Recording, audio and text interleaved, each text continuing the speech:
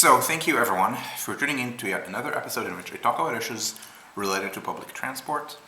Uh, for a while now, I've wanted to address this issue that has been leading to I'm not going to call them flame wars, but heated discussions in my Discord, which is carrots and sticks for model shift. It's not, by the way, just a thing in my Discord. I don't want to turn this into Discord drama. Rather, it's actually a pretty big question within urbanism about how to effect model shifts. There's kind of consensus among academic urbanists that this is something that needs to happen. Practically unanimous consensus, actually. The idea that it's better to have high model split for cars and low model split for public transportation is held by very few serious researchers. To the point that usually the people you may have heard hold that position, either they're just pure political operatives, politicians for various pro-car political parties, think tankers, maybe marginal scholars. I think Joel Kotkin has an academic position, but if you've heard of him, it's not because of the quality of his research. So, among academic urbanists, there's practically unanimous consensus in favor of model shift. Among planners as a profession, I don't think there is a unanimous consensus or anything, but it's a generally strongly held opinion that planning should make it easier to effect model shift from cars to public transportation.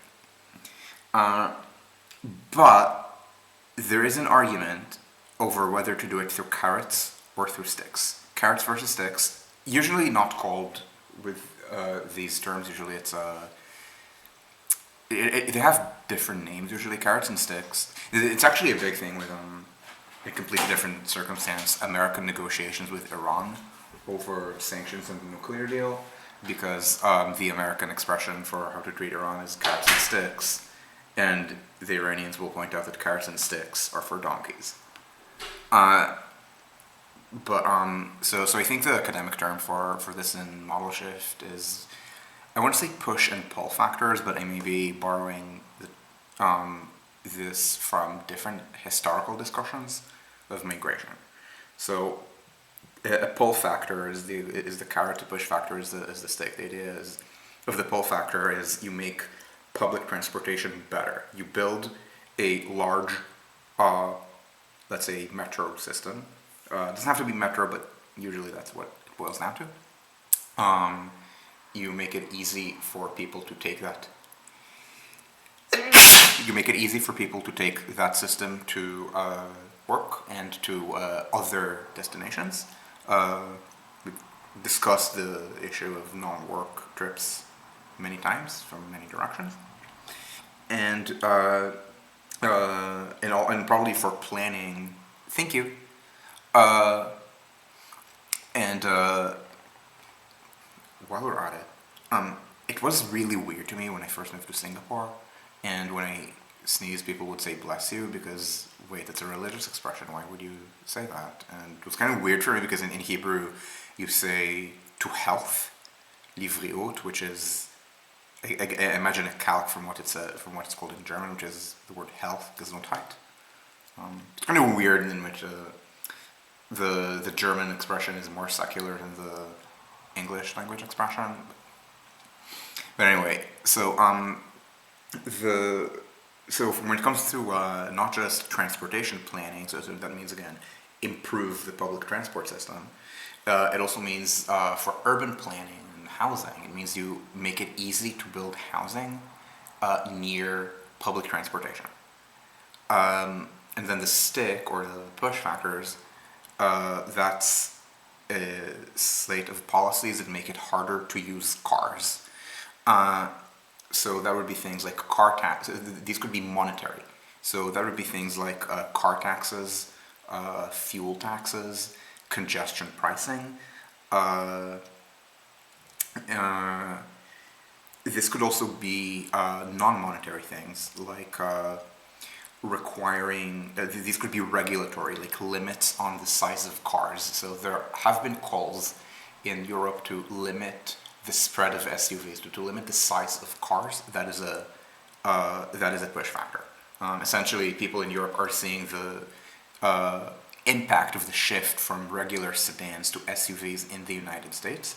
Now, bigger cars are more comfortable, but that relationship saturates at a certain point, and a German, for example, knows that a sedan-size luxury German car, when I say luxury, don't think Lamborghini, think BMW, is already pretty comfortable. You're not actually gaining that much from the SUV. Maybe you're getting relative things because your car is bigger than and taller than others on the road, so you can see above others, but that's a purely positional good. So, a push factor would be things like regulating the size of cars. It could be proof of parking. So I'm in Singapore, which is both pull and push, and I'm going to talk about it in a sec.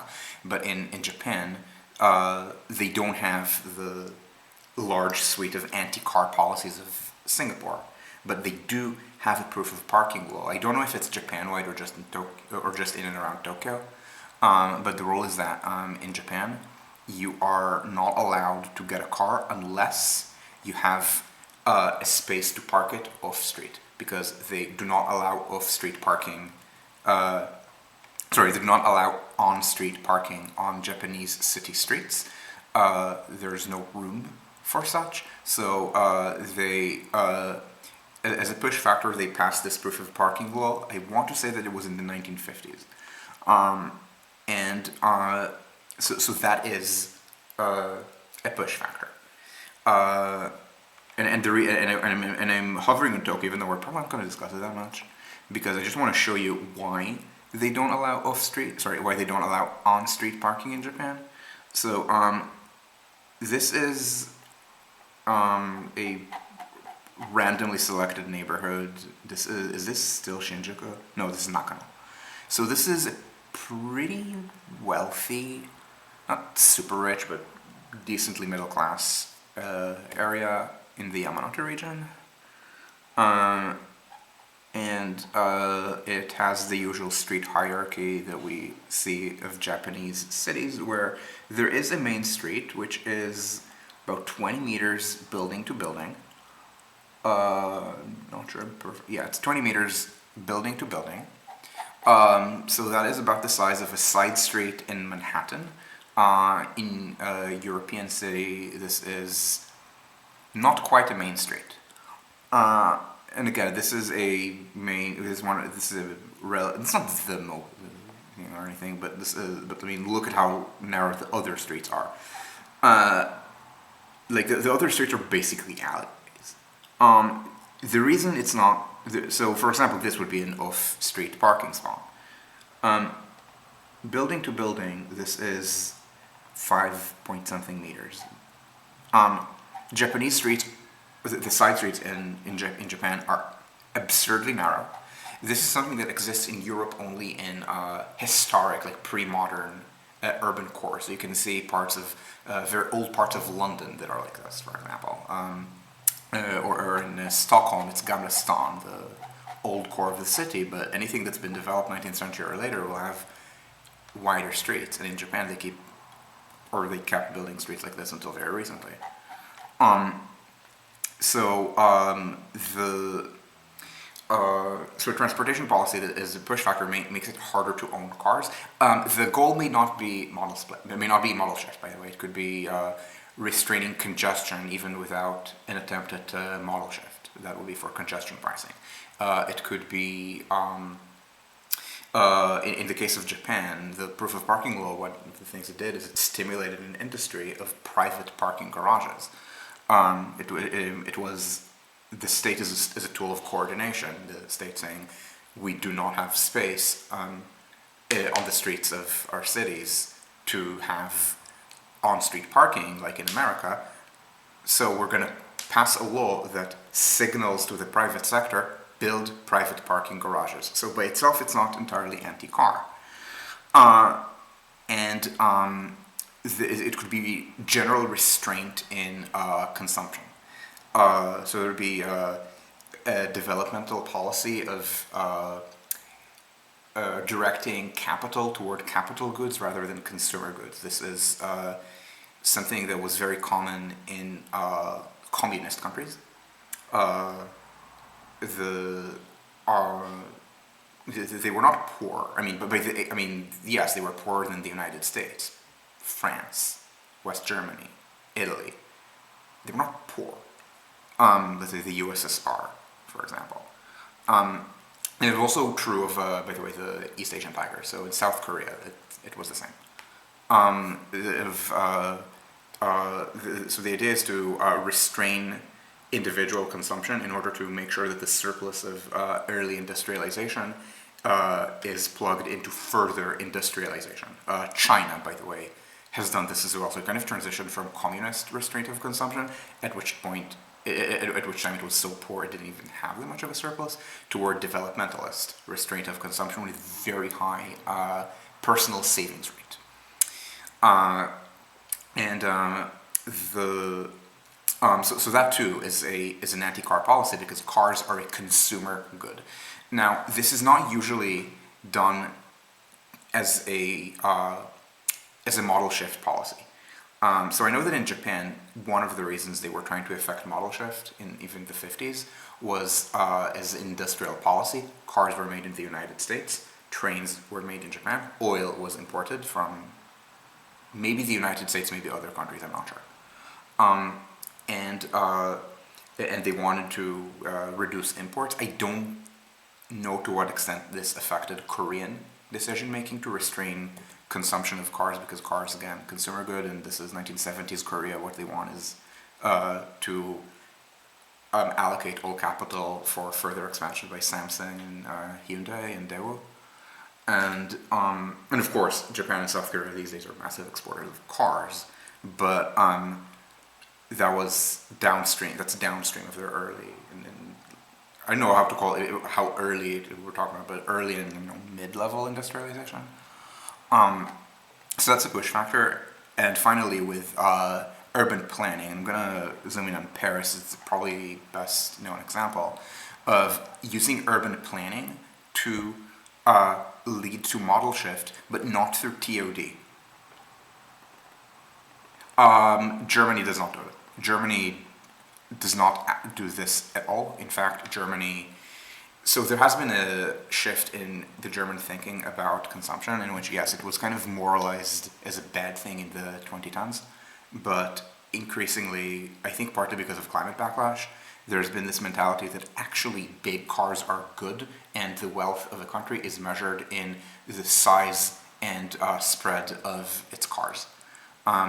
This is, I mean, yes, it has the lowest consumption share in the EU, but Germany is not restraining consumption. The people who are calling for things like restraining the consumption of cars, these are not the people trying to plug in the surplus to more industrialization. These are green advocates who are doing this for either model shift or things in its penumbra, like reducing driving in general in order to improve, or reducing certainly the driving of large cars in order to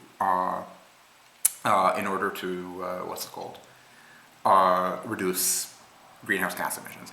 I would not call what Germany is doing wage suppression right now. Yeah, Germany does wage suppression during recessions, but right now the minimum wage is rising, for example, rather rapidly, and I'm looking at the wages for unskilled service work that are being advertised at supermarkets, and this does not scream wage repression to me. Like, yes, there was wage suppression in the 90s and in the 2000s, and then in the brief moment before the financial crisis, it was gone, and then starting in the early 2010s, it was also gone as Germany recovered early. There was repression. There wasn't repression in the sense that the euro, in the sense that the euro is undervalued relative to PPP.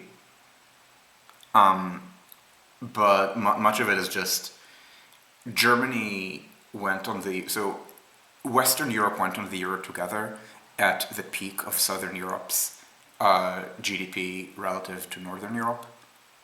Right. When I'm saying the unions are not engaging in any kind of wage restraint either, there are constant strikes right now. So so in Germany, the euro acts as this to a large extent, but this was not intended. People said things like Italy needs German fiscal and monetary discipline, and Germany needs an Italian real exchange rate. But at the time that it happened, this was the move to the euro was in 1992. Not 92, 99 rather. That's when the currencies were essentially frozen as fractions of the euro. So the mark became 1.95 marks to the euro or whatever that is. And then the euro coins were instituted in 2002, and that was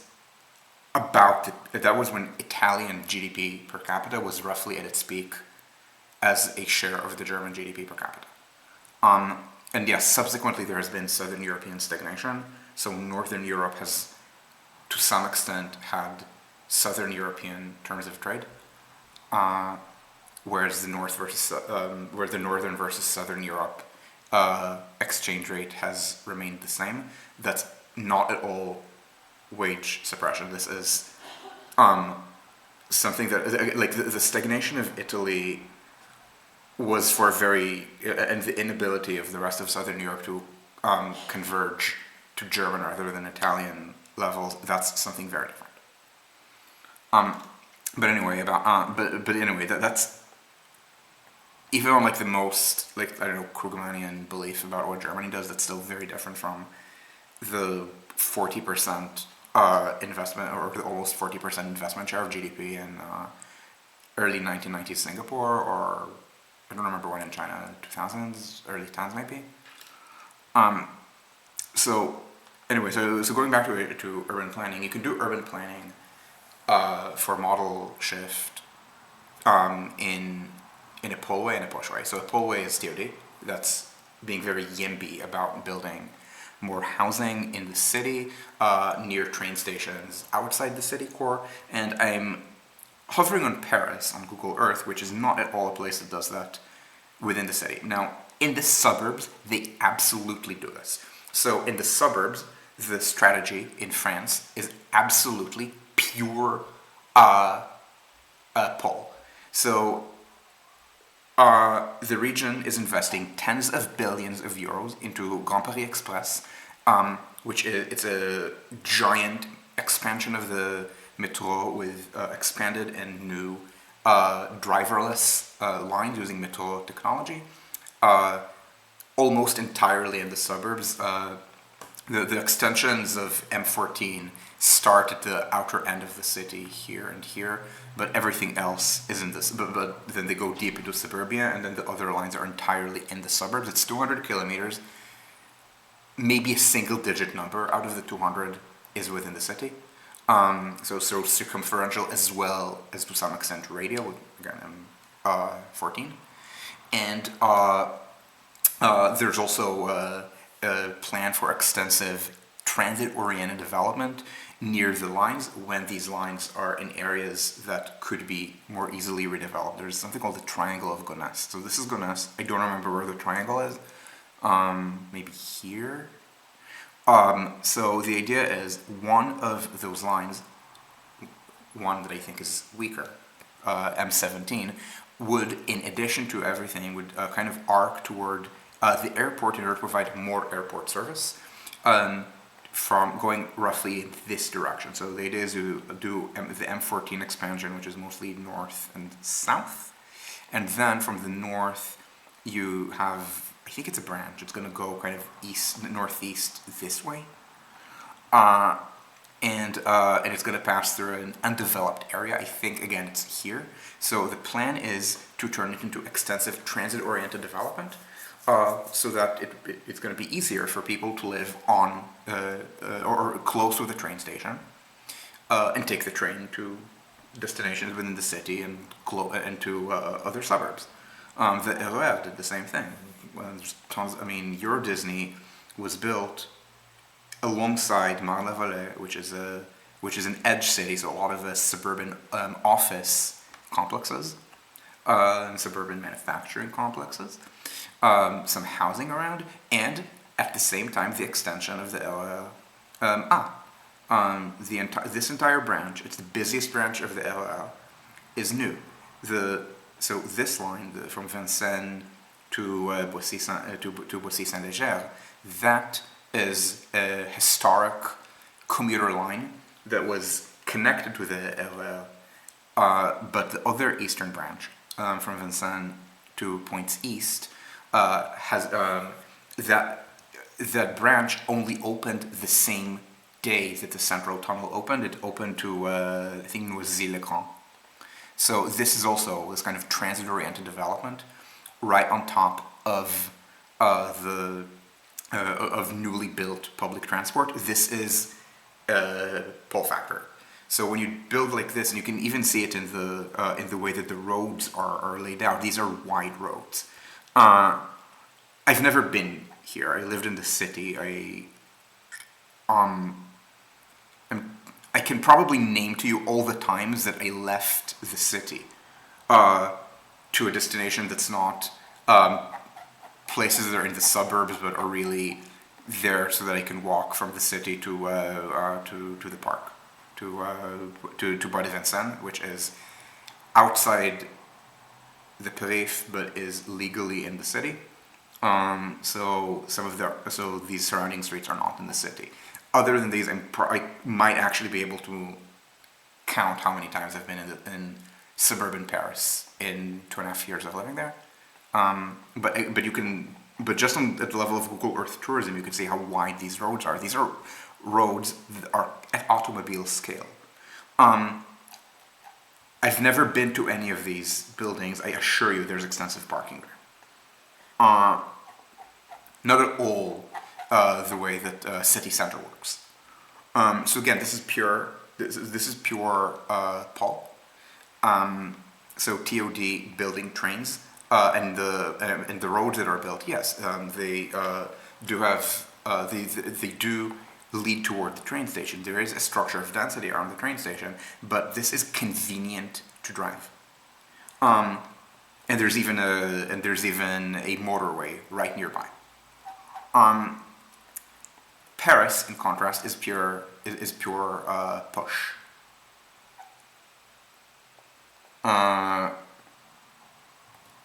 So it's pure push. Wait, the share of... No, I do not want.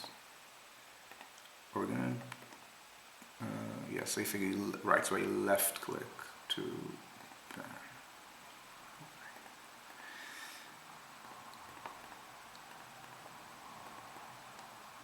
Yeah, anyway, Germany is not 40%, is not 40% personal savings.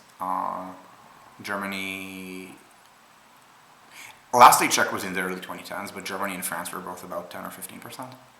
Somewhere between 10 and 15%. I think Japan was the same or maybe a little less. Anyway, Paris is pure push. So the policies of Anne Hidalgo, they're very well known and generally popular among urbanists. They are non-market-based push factors for mostly for urban planning, less so transport planning. So what I mean is there's no congestion pricing in Paris or road pricing or anything like that. Hidalgo explicitly rejects market-based mechanisms. Instead, they're based on reducing the amount of space available for cars. I'm going to hover, and I'm going to hover over where I used to live, which is Nation. So right now, the way that this circle looks like is it's a bunch of large parks, and there's a large circle in between, and yeah, so this is kind of like a standard Parisian boulevard, a very wide Parisian boulevard where you have the service roads and then you have the main roads. Cours de Vincennes has the same structure, so service road, main. Hidalgo's contribution is that this greenery and this bit were car lanes when I lived there. So the reduction, so this used to be, I think, 6 wide lanes, and this now looks like this maybe 4 narrow lanes. This used to be really hard to cross. So if I wanted to go inside this circle and inside this park, which existed at the time already, it would have been very difficult. I would need to run across not to get hit by a car. And so making it easier to cross, so creating more pedestrian space, more parkland, maybe more bike lanes, doing it entirely on the surface especially, that is a push factor. And or removing freeways, for example, is something that, it's not just Hidalgo. Hidalgo was very famous for closing, I think it was her, not another predecessor who closed this. So this used to be a road, and this was turned also into a pedestrian and recreational course. Delanoy, that's our predecessor. So I think it was not him. He also did some of that, but she is the one who expanded that greatly. And so Paris is pure so Paris can be described as pure push because very little additional metro development within the city. There is LL development within the city. They're expanding the LL from here to points west, but that's much more for suburban access than for the city. Practically no housing is built within the city. Hidalgo doesn't care. She cares about the ratio of the housing that is built that is social, which is rather high, but 30% of 0 is still 0. I mean, not quite 0. I think it's 1 or 1.5 dwellings per 1,000 people per year within the city, which is pitiful. Ile-de-France overall is about, I think at this point, 6, and it peaked at 7 in the late 2010s. And that's an average that already incorporates the city into it. So excluding the city, to it's probably about 7 right now. It used to be 8. So rather rapid housing development, but not in the city, and expansion of the rail network, but again, not in the city.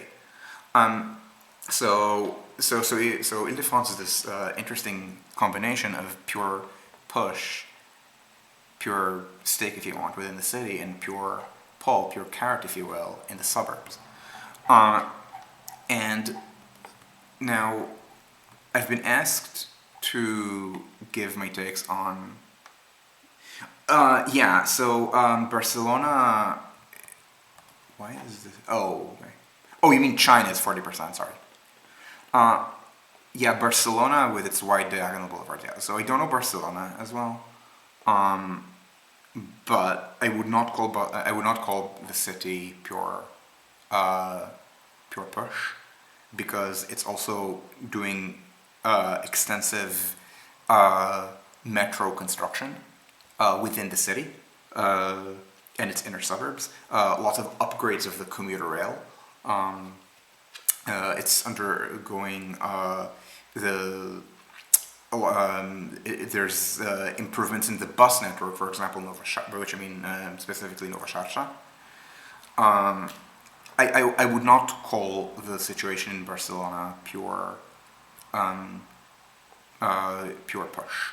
I don't know what the housing growth there is, but it would not matter that much. I'm actually kind of curious what the housing growth within the city was before the Great Recession, just because the Spanish economy got hit so hard that it's taken it until literally the eve of Corona to get its housing construction rates to higher than homeopathic levels, not because it's NIMBY, to the contrary. Spain is aggressively YIMBY, and they would overall call it a very Paul-oriented country with how it's building so much infrastructure of all kinds.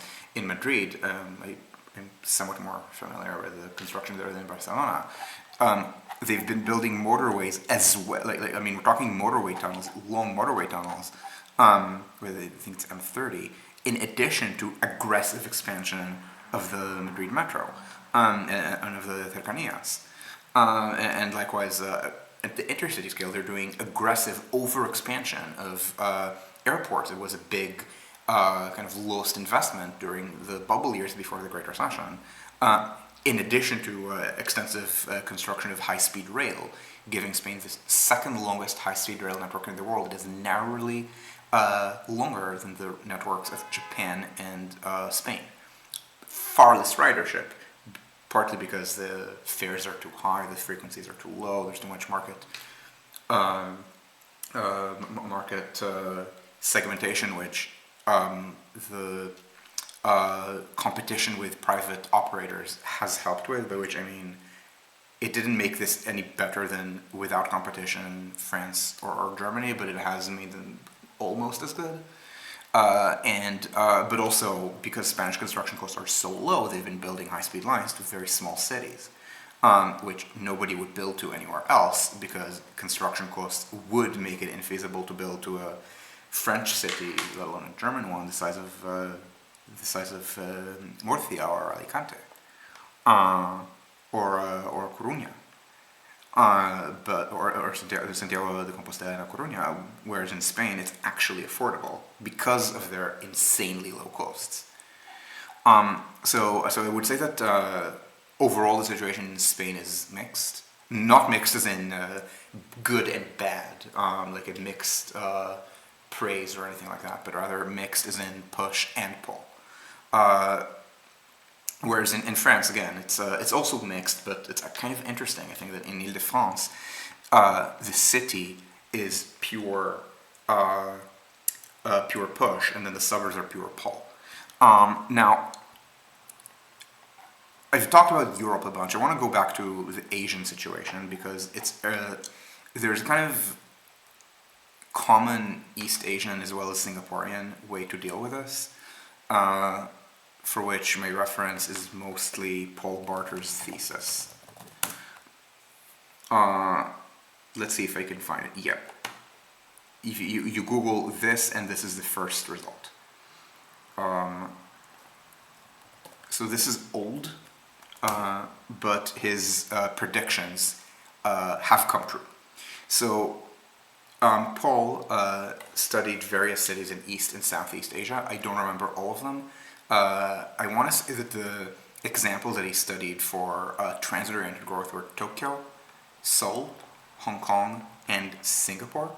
And then against them there were the more auto-oriented cities, Kuala Lumpur and Bangkok. And then he was looking at three much poorer cities in those six, Jakarta, Surabaya, and Manila.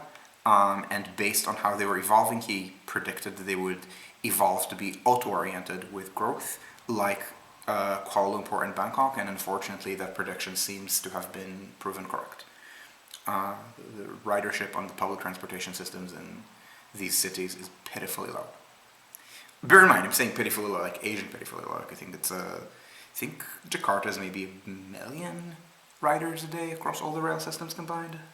But bear in mind that Jakarta is a metro area with the same approximate size of Tokyo, and in Tokyo it's not 1 million riders per day. It is, I think across all the rail systems there combined, it's more like 40 million. So, no, it's a really good thesis. No, I keep citing it for a reason. So,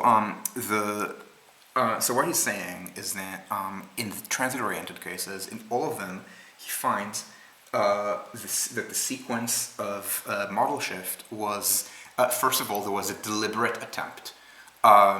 Again, this involved industrial policy in Japan and in South Korea.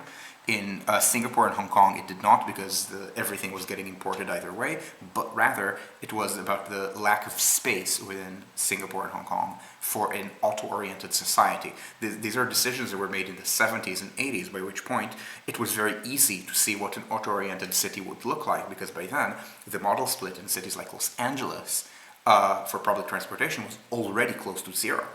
And of course, Los Angeles was not some kind of hidden gem or hidden shit, depending on your point of view, it was extremely famous. I mean, it was the second largest American metropolitan area, so obviously people would know it. Hollywood was there, so obviously people would have heard of it. And it was, at the time, very wealthy. LA, so in general, California, about the moment, I want to say the moment the first white man set foot there, but no, probably it's from the 1848 gold rush. It has been one of the richest parts of the United States. Already in the 1930s, it was one of the top, I don't remember how few, maybe it was the number 3 state in per capita income. At the time, number 1 was New York. The top were, I think, New York, Illinois, California, and I'm forgetting the other, maybe Massachusetts. But in California at the time, the wealth was southern as well as northern California. LA had oil. LA had high value manufacturing. A lot of the American Cold War militarized economy was based there. Then it got hit really hard in the peace dividend of the 1990s. And now California is still incredibly wealthy, but that's much more NorCal than LA. But again, in the 70s and 80s, nobody thinks of LA as this weird city with New York rents and North Carolinian wages. I don't even think that today people outside the United States recognize that LA is much poorer than New York or Boston or DC or San Francisco or even Chicago. But anyway, the point is that people knew what LA was like. They knew about the smog. It was very famous, or infamous rather. People knew how much space it needed to sprawl. And yes, LA, I don't know if it was then, but by the time I started looking into the 2000s, yes, LA has the highest built-up area density, like standard unweighted density in the United States, because New York has lower density suburbs, but the lower density suburbs, very few people live in them. In LA, they're more important to the city. And of course, if you're Singapore or Hong Kong, you're not comparing yourself. You're not saying, oh, LA is the densest in America by one metric, so that's fine. No, you're Singapore. You're much denser than any of that by a large factor. You don't want to look like that.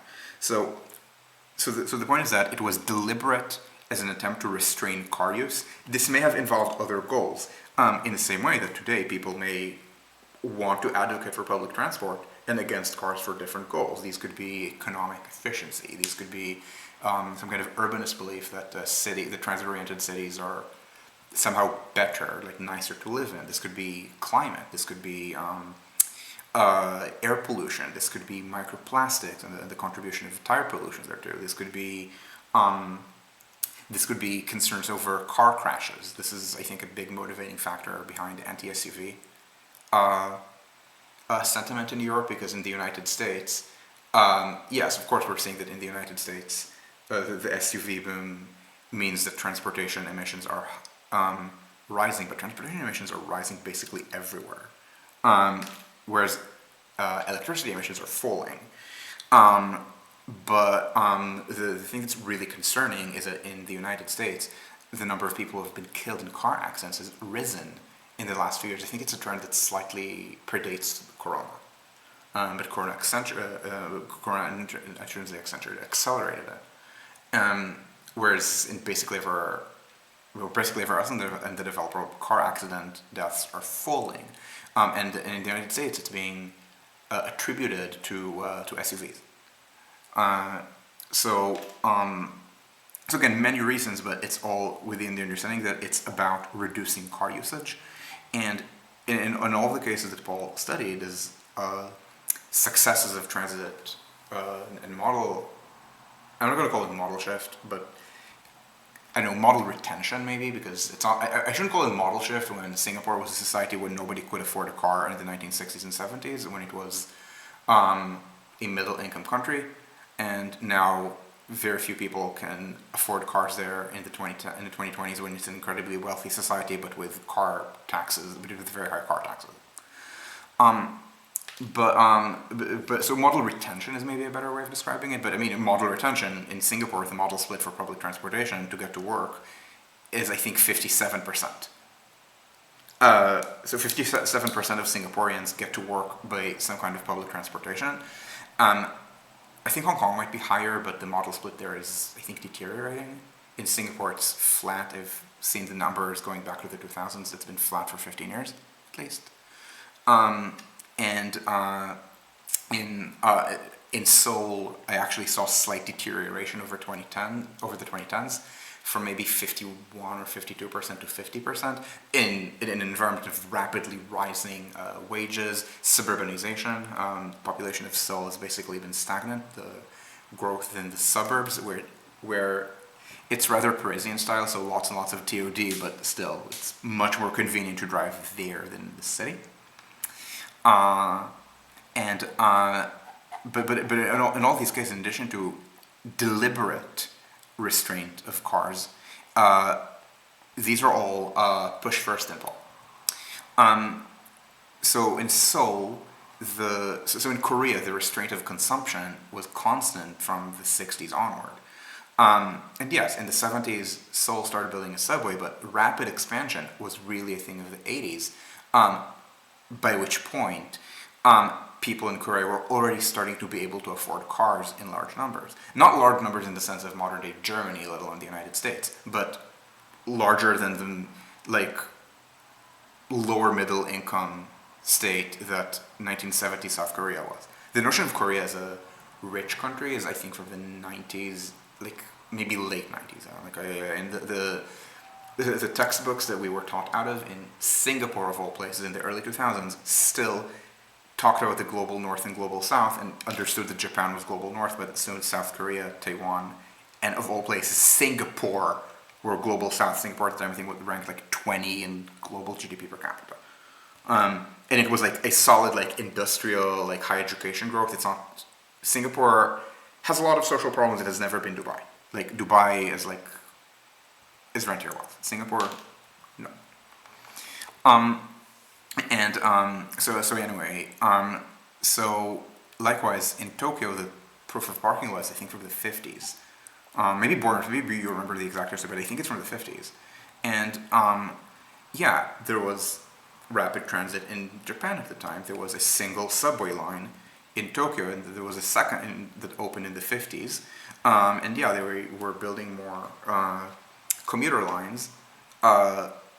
But the massive expansion in Tokyo urban rapid transit network was really something that was in the 60s and 70s. They built, I think they built 8 lines in these two decades.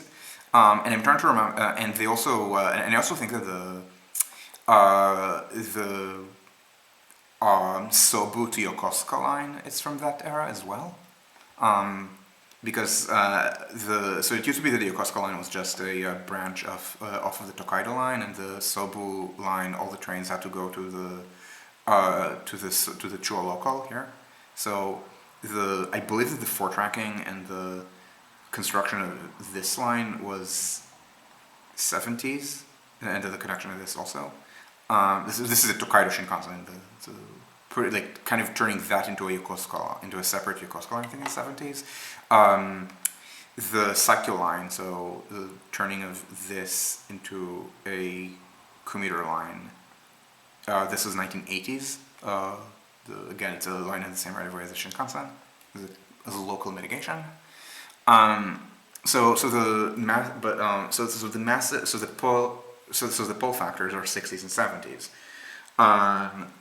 And also lots of TOD in the suburbs, but that was private action. It was the railroads also acting as developers, because they figured, okay, I have a private railway that connects, let's say, Shibuya with southwestern suburbs, so let's also build some suburbs there so that people will take the train.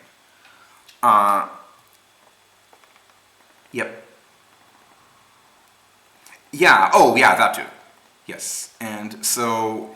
Yeah, so in Japan we do see extensive pull. There's a reason that in an extremely materialistic society with an extremely weak green new left, they managed to get the They managed to get the nuclear plants shut down in democratic East Asia. They've had a very successful New Left when it comes to anti-nuclear action, and a very unsuccessful New Left on other, let's call them physical issues, because arguably gay marriage in Taiwan is also New Left. But I mean, in this like hyper materialistic, hyper capitalistic society, the model split in. I'm not exactly sure what the model split in Tokyo is, truth be told, because I've seen different numbers. The number that's most commonly cited is 60% is likely wrong.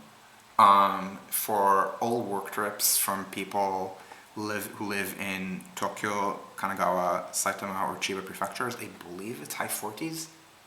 So about the same as Seoul. And this is a society where people can fully afford cars. And yeah, so you get to that through some push and very good pull. Not pull, pull. Pull is what you build. I want to say what you build first out of your hatch, but likewise, Seoul. Well, if we're already making StarCraft jokes, then of course we have to talk about Korea.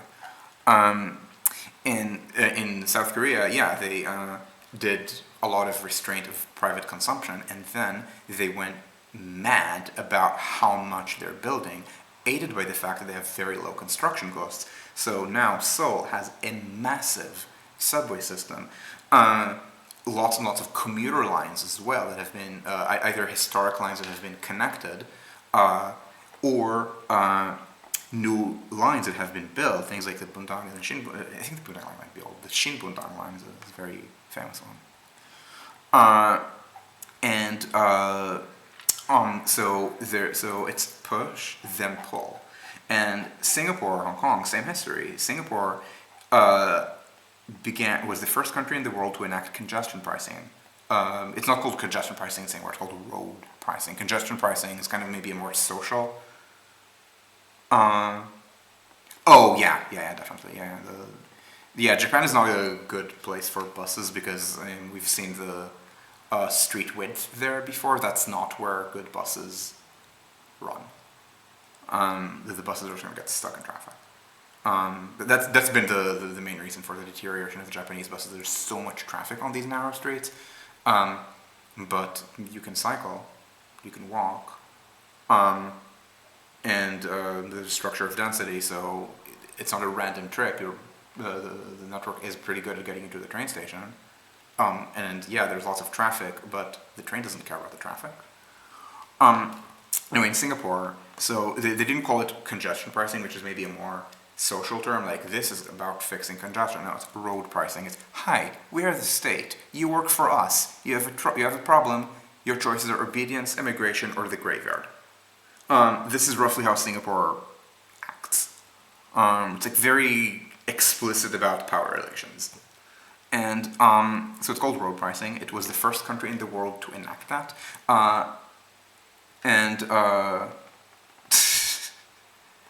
Yeah, fair. So in Singapore, they keep talking about Asian values a lot, but they crave British acceptance. Oh, by the way, Malaysia is the same. So Mahathir Mohamad, same dude who complained about human rights imperialism and who blamed the 1997 Asian financial crisis on a global Jewish conspiracy, is also pushing English medium education because you're supposed to be modern, and modern means speaking English, not Malay or Chinese. It's essentially the same explicit power relations of old Tories. Not for nothing, Lee Kuan Yew in the 50s went by the name Harry Lee, and some British colonialists call him the best damn Englishman, the best damn Englishman east of the Suez. So, such people, as you might expect, would be very interested in being British, in British acceptance. Not for nothing. Until very recently, I think I looked at this maybe 10 years ago, and the top countries for foreign students I'm forgetting whether it was Oxford or Cambridge or both combined. It was a near tie between Singapore and Hong Kong, China narrowly behind them, and the same with Malaysia. So China, 1.4 million people, Singapore, 5 million, Hong Kong 7 million. All three of them are at the time about even. I think China has surpassed both. So. But the elite in Singapore prefers to study at Oxbridge or at Berkeley. Berkeley is like their interaction with the United States is mostly West Coast. This also has negative aspects. For example, they learned what I call the globalized system for project delivery, which I attribute to the inability of the Anglosphere to build due to very high construction costs, which have only emerged in the last 30 or so years out of essentially a discussion, out of a cross-pollination of Thatcherite ideas between Singapore, which is super Thatcherite, Hong Kong, and the United Kingdom. But a positive aspect of it was they're not, so yes, the Lee clan are Thatcherites, but they're not New Right. The New Right believes that the state is illegitimate because the state could be used by socialists to redistribute wealth. Singapore, the Singaporean elite does not think that way because the Singaporean elite, living in an authoritarian environment, does not ever expect that any social democrat might seize control of the state and use its power to reduce economic or racial inequality, and therefore they don't hate the state. So the upshot, now they will privatize aspects of planning, but not out of the ideology that the state is illegitimate, only out of the ideology that's inefficient. So anyway, in the United Kingdom, SMED, yeah, exactly. So it's 1960s UK without a prejudice against apartments, exactly. So the idea of road pricing was invented by SMED, but by the same guy from Smeed's Law who said, look, the number of people dying in car accidents is largely just it's largely just a function of how many cars there are on the road, with a certain exponent of degressivity. That's all. I don't think that has held up very well, to be honest. It was during the 20th century. In the 21st century, we've seen divergence. For example, there's supposed to be growth in car accident deaths per capita as cars per capita grow, but there's just degressivity. But actually, no, the lowest per capita car accident death rates in the world. I think it might actually be in the United Kingdom. In the sense that I don't think there is any country with a statistically significantly lower car accident death rate per capita than the UK. The Nordic countries, I think, are maybe a little bit lower, but the numbers are low enough that it's statistically the same. And so you'd expect if Smeed's Law held literally that the third world would have lower per capita death rates from car crashes than the first world, and that's not true anymore. Another of the things that Smeed said was that no matter how much you spend on road widenings, on building new roads around and through London, the speed of traffic through central London will always be the same because all roads that you build will fill. He understood induced demand. Now, we have that term now. I don't think that he had it, or maybe he did, but it was not very well known at the time. So he proposed, as a way of reducing traffic congestion in London, congestion pricing. In Britain, this was not accepted. In Singapore, it was. This is hence the. Speaking of 2.5% of the island being golf courses, there's greenery. To be fair to Singapore, some of it is intact tropical rainforest, which is used as either nature parks or military training areas, and the theory that Singapore may be able to fight a war and not just instantly collapse.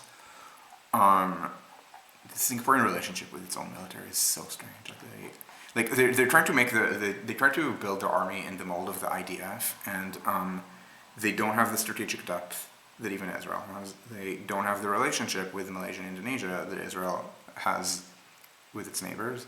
But military good because we're 1950s Tories.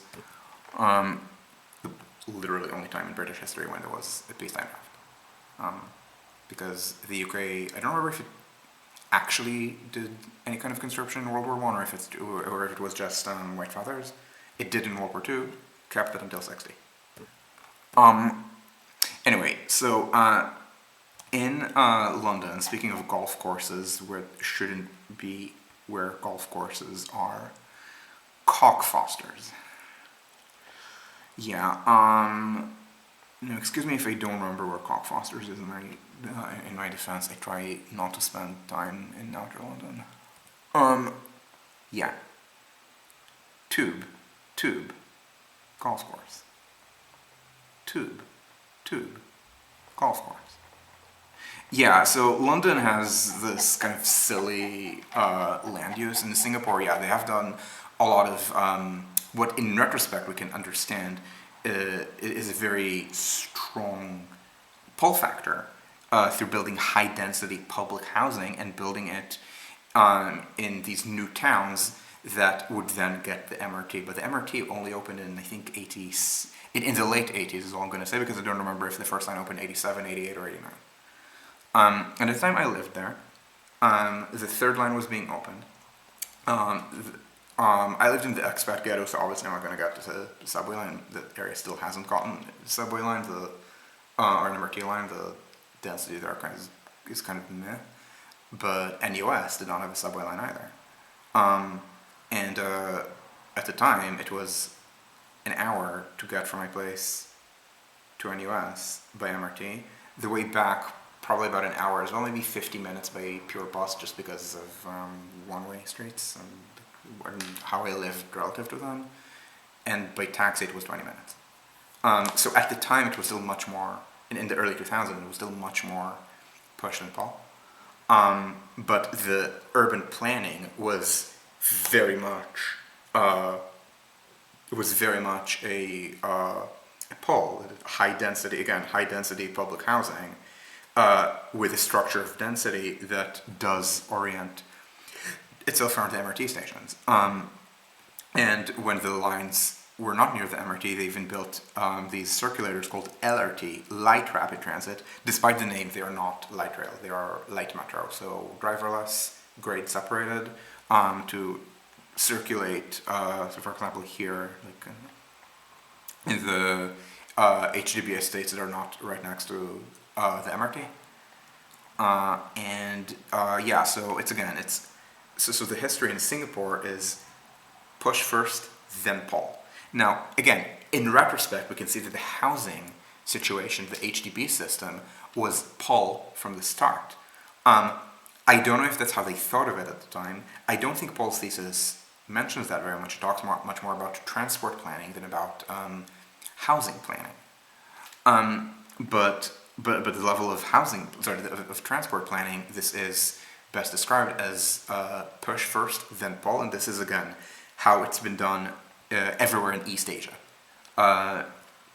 And they complained that I could not really take I did take the MRT to NUS and the buses and so on, but not always. Sometimes if I were there being late, I did take a taxi. It was more expensive, and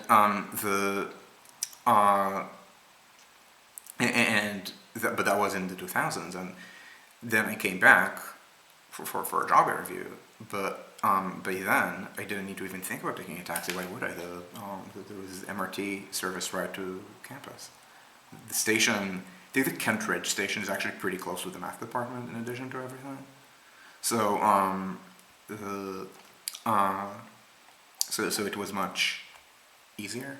The NUS campus, so before the Circle line was completed here, there's this, which is Dover, but Dover is not very well, so technically it's the nearest to the campus is the crow flies, but we're not crows. So you either would take a bus to Buena Vista or to Clementi, and the humanities courses, the arts and social sciences faculty is somewhere around here, I don't remember. Science is around here, so which station I would go to depending on what the last class of the day was. And I gotta tell you, because the classes all begin and end at coordinated times so that people can take courses without 10 minutes of overlap. So that means that the first couple buses after all the classes end are too overcrowded. They can't even get on. Um, so that was the situation of largely push Singapore, but that was 20 years ago, and by now it's much more pull. Like they've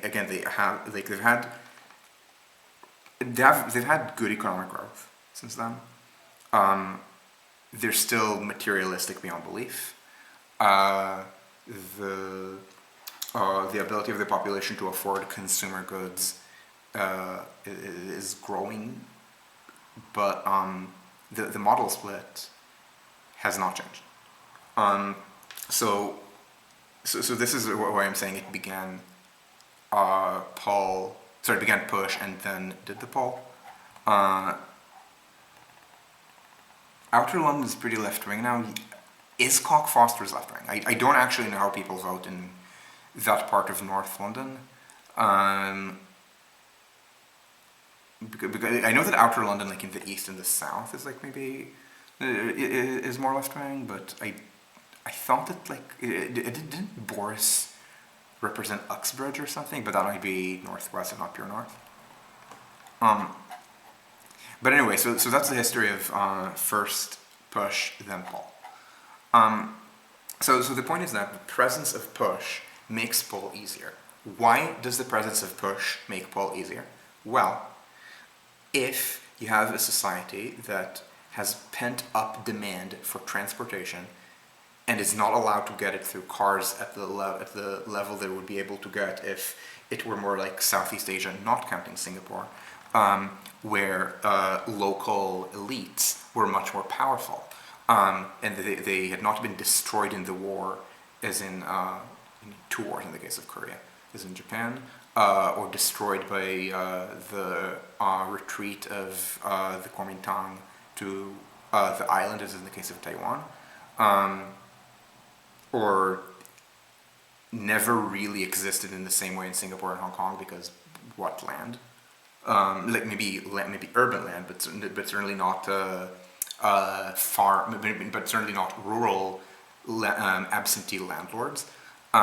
Certainly not China, which did land reform twice.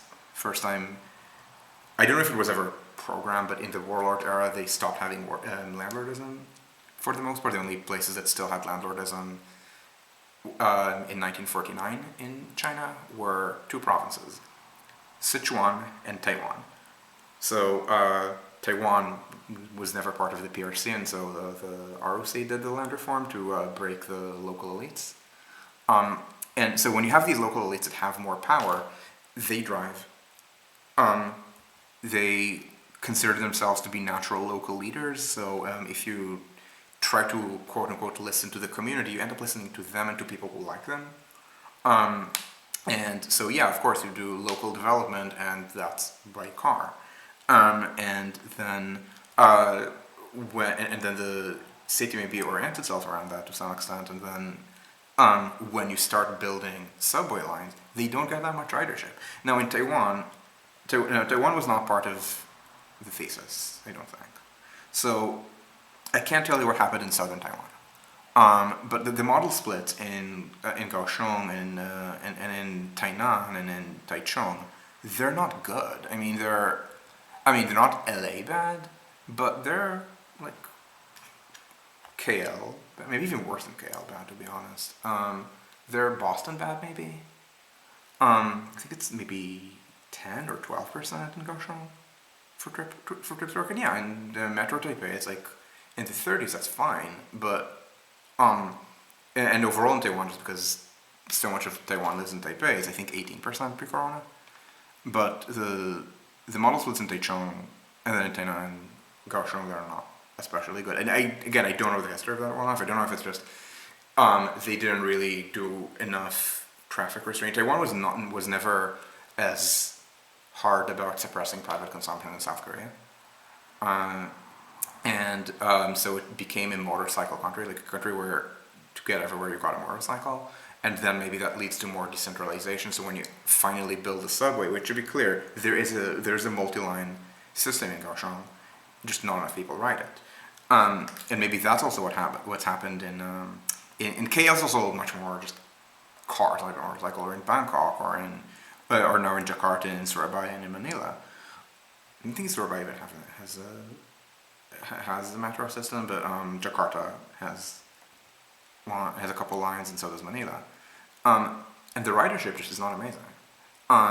Even relative to the extent of these systems, which is more limited than comparable size, more transit-oriented cities. Again, Jakarta has the same metro area size as Tokyo, and I think Manila is almost the same. Yeah, traditional DPP, yes. No, I know the politics. I'm just...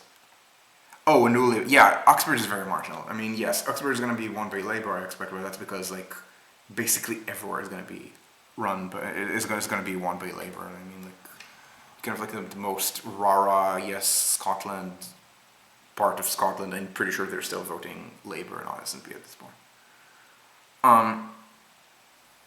Yeah, no, I know they're traditional DPP strongholds, but it's not exactly a matter of urban planning. Like, yeah, DPP has a certain element of like left NIMBYism to it, but that's not...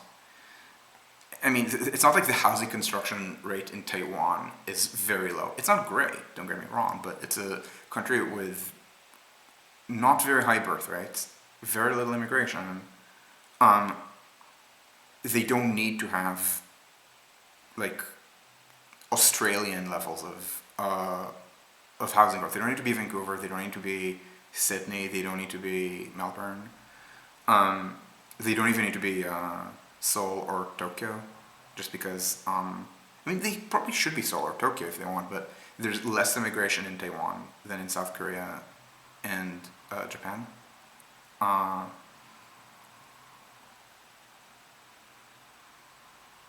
Yeah. But so that's. I'm actually kind of curious about the local policy on this because I think of this again following what I know of Singapore and matching it with things I've read about Japan and South Korea. It's very like thinking of much more in terms of national policy, like the proof of parking law again, or not traffic restraint, consumption restraint. So anyway, the point is that when you do push restrictions on car ownership in a developing country, it will make it easier for you in the future to build metro lines because because there will be more pent-up demand, and there will be less suburbanization, so higher density, and then as more housing is needed, it will be built. Unless you're being incredibly bad about your planning, it will be built near the more suburban parts of where you're building the subway. So you will be able to fill the subway, and so much of the block about how much subway to build is entirely economic or financial. It's not usually politically controversial to build subways. Now, it doesn't mean that it never is. In the United States, it's controversial because there's this belief that it's some kind of left-wing green agenda. Then you have NIMBYism in, for example, Brussels with Line 3. But these are peripheral cases. Like the United States is peripheral from the global perspective of public transportation. It's a very rich country, but nobody who builds public transportation looks up to the United States. And so it's usually something where and honestly, the parts of the United States that have subways don't actually have that much ideological controversy about them. Like, for example, in New York, the Manhattan Institute supports subway construction. They want the unions to have less power, but they're not saying, but they're not Kotkinian. I think maybe they print Kotkin from time to time, but their critique is much more that the unions have too much power and not dense cities are bad. The wealth of society is based on car ownership. And so this is actually a matter of not a lot of political controversy, unlike Hidalgo-style urban push factors, which are incredibly controversial. Rather, the limiting factor is cost-effectiveness. No, not entirely, because there are more austere and less austere environments. And here, for example, the fact that Germany keeps building very low-cost rider extensions actually does not speak to German prudence. It speaks to German austerity. Because if we have lines that are not yet built that have a projected cost per rider of 15,000 euros. That does not mean that Germany is building very cheap subways. It means that Germany is screwing the pooch and needed to build these subways decades ago. If you're wondering what I'm talking about, this is the end of the U8 line. This is a housing project that was built in the 70s with the promise that they would soon get the U-Bahn. I think the U-Bahn line at the time maybe terminated here, so they have extended all the way up to Wittenau, and then they've stopped. I think that's been the end since the 90s. So in theory they're planning on building this and then this, but they aren't in a hurry. Like, they don't care. That's, again, not a matter of interpartisan controversy. Like, yeah, the Greens are against it. The Greens are just weird about big public investments in general. And it's really a matter of horse trading, and the current coalition is in favor of it. They're just not doing it. And so it's something that, again, subject to that is mostly a matter of, can you build cost effectively, and can you fill all these seats on the train? And so if you have a much denser environment with a strong central business district, the answer will generally be yes. And you will be able to do what Seoul is doing, where even though their costs do seem to be creeping up, they're building so much because they can. Not just through low costs. Again, their costs, maybe even in the 2010s, were Southern European low. I don't think they are anymore. I think they're maybe high end of Southern Europe low, as opposed to Spanish low. Or Turkish low. And so whereas in Bangkok, yeah, they do want to build more MRT lines in Bangkok. They're building some. It's just they can't do what Seoul is doing because, first of all, they have fewer financial resources. But I don't think Thailand is that much poorer than South Korea was in the 90s, if at all.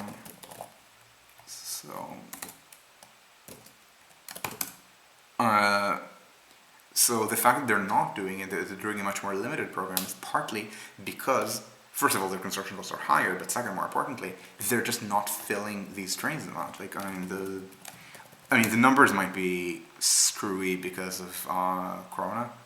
Thailand was a Corona fortress in 2020, but was very much not so in 21, and then was bad at vaccination.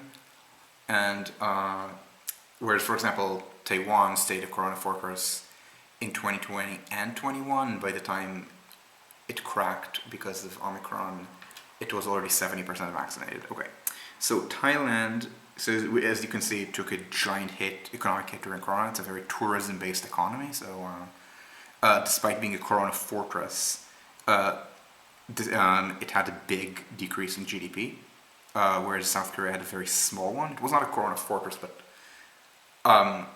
not counting, I think it had the second lowest Corona infection rate in the developed world, the lowest again, Taiwan. Because maybe Korea, Japan, and Singapore and Hong Kong were in some order the lowest. So Thailand 2019 is like South Korea mid-90s. Now, South Korea mid-90s is still not quite, it's not quite a rich country, but you buy electronics from there. By 1998, it was, or 1999, it turned out to be the biggest market for StarCraft, and it was because of all these internet cafes. It was before high-speed internet at home, so there was high-speed internet at public places, is the origin of that. And it was massively building new subway lines and filling them. And so that is the block on building subways. So in a way, it's not push versus pull. It's that, again, in the case of a developing country. So if you are watching this and have the ability to give advice to an India, a Bangladesh, a Pakistan, a Kenya, a Nigeria, I'm deliberately naming countries that are low income but not very low income. So I mean, if you're watching this and you have the ability to give advice to the DRC, I don't know how much what I am saying is going to be relevant, maybe, but I don't know. But if it's one of the but if it's South Asian poverty and not Africa between the Sahara and the Kalahari poverty, or Africa between the Sahara and the Kalahari, but the better off parts of it, so things like Angola, just because of oil wealth, Nigeria, kind of same, Ghana, Kenya, then I think it's actually going to be relevant. So Cote d'Ivoire. You should be thinking about how to do a lot of push factors, and remember, if you're a country with a GDP per capita of Kenya, yeah, the push factors are going to annoy drivers, but very few people in Kenya know how to, like, never know. Very few people in Kenya drive. Like, Kenya doesn't have a lot of cars, it's not a rich country. You're essentially restraining the consumption of a very elite group whose consumption is causing a lot of social problems. Like, what do you think? There are all these car accidents, these fatal car accidents in poor countries.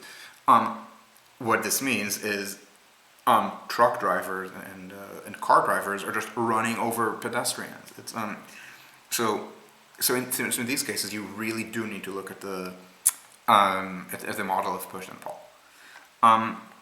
Like, invest in the pull when you can, but the push is important. Now, can you do pull and push? The answer is, well, I mentioned a city that did pull and push, and that city is called Paris. Paris could only do this push because it has a giant metro network. The whole point is that in Paris, before not just before Hidalgo, before Delanoë,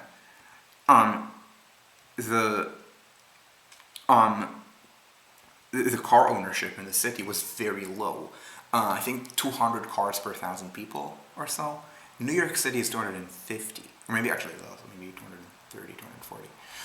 200, and Paris is wealthy. Now, New York is very wealthy, but also very unequal. So, despite having very high average incomes, it has a higher than U.S. average poverty rate. Paris, yeah, has higher inequality than the rest of France, but it's still filthy rich. So for such a rich place to have such low car ownership, and again, this was before any of the traffic restraint programs, this was just because a city that happened to have been built in the 19th and early 20th centuries, like a street like, it's, even if it's not Tokyo, a city with streets that look like this, that's not a car-oriented city. And yeah, you can retrofit cars there, but it's not going to, but it's not going to be easy. So you need to do a lot of affirmative effort to make the city more auto-oriented, and France did not do so.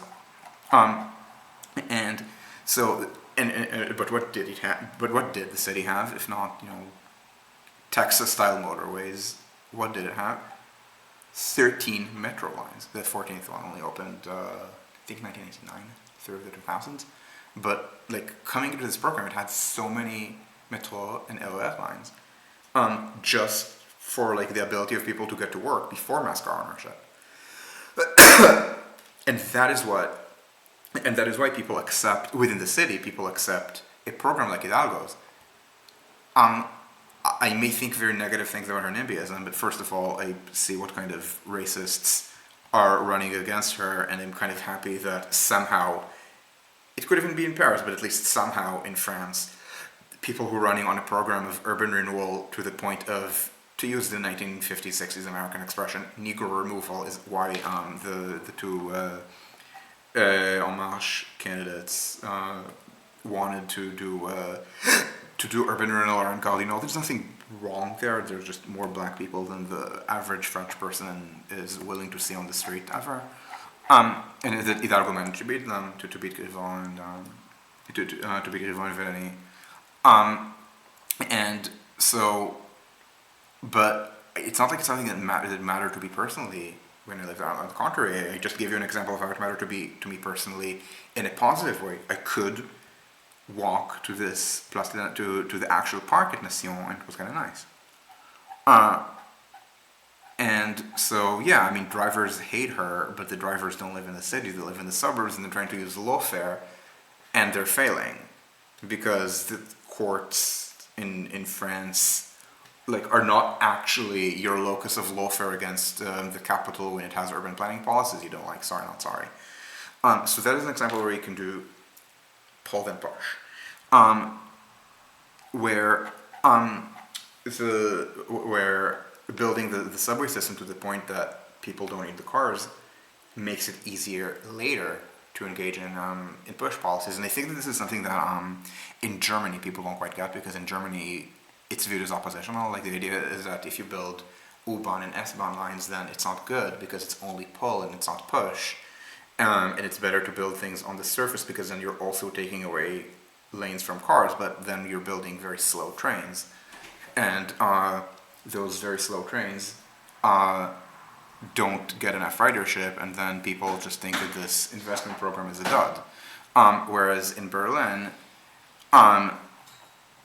so Berlin it's actually a very good example, I think, of pure pull, because the push programs have kind of floundered, but they floundered for extremely petty reasons. The reason the push program in Berlin floundered was that the Greens and SPD were sniping at each other so much that when in the election last year, when there was a majority for SPD and the Greens and Die Linke, there was so much hostility between the Greens and SPD for reasons that are not entirely but largely SPD's fault, because of Franziska Giffey, that SPD decided to say, fuck this shit, we're going into coalition with CDU. And CDU was running explicitly against not any kind of poll, but against the push. They were running against the pedestrianization and pop-up bike lane programs. They, in fact, to an extent, ran against the inability of the Red or Green coalition to expand the U-Bahn, and now they're also failing to expand the U-Bahn. But there was a majority in the election for maintaining the all-left coalition. It's just, again, that's much more a matter of local pettiness than anything.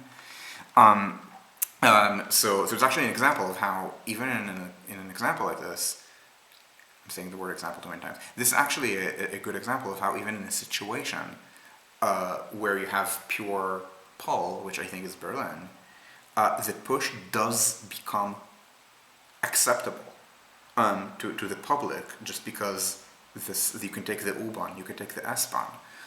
Again, it didn't happen, but that's because of very local factors with some extremely low quality political candidates for both sides.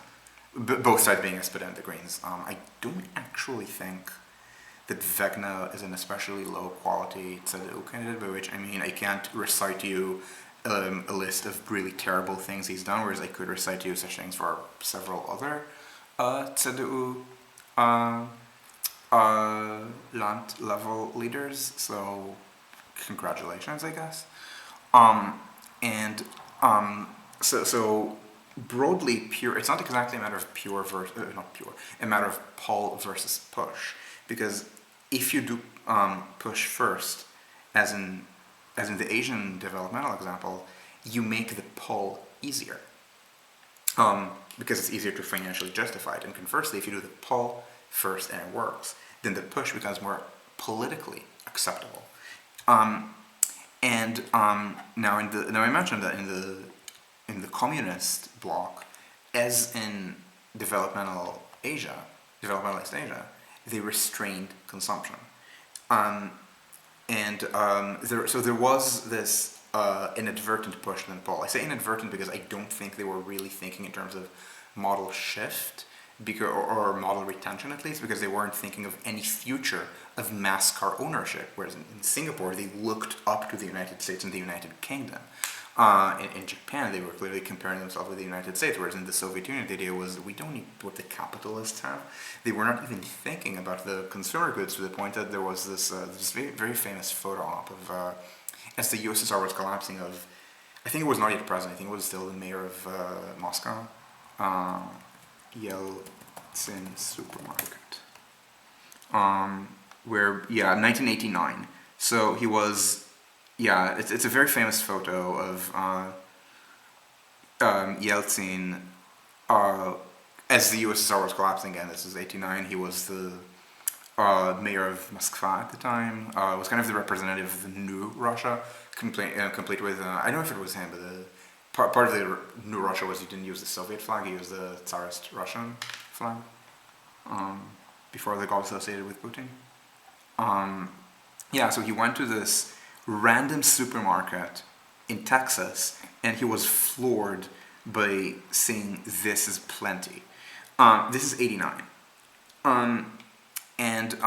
So, oh wait, consumer goods are good. We should have that in our country too. And that was at the very end of communism. They weren't trying to think, how are we not going to do this? And as a result, it was really weird, the combo of push and pull in the Soviet bloc, because on the one hand, their transport planning, well, it was communist.